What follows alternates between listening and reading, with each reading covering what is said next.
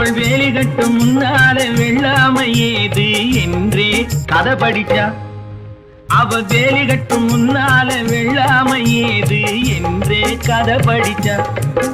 அவன் காதலுக்கும் பின்னாலே கல்யாணம் வருமா என்றே கையடிச்சா.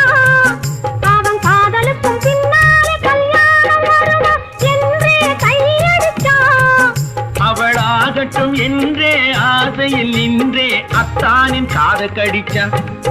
ஹோய் ஹோய் ஹோய் ஹோய் ஹோய் ஹோய் ஹோய் ஹோய் ஹோய்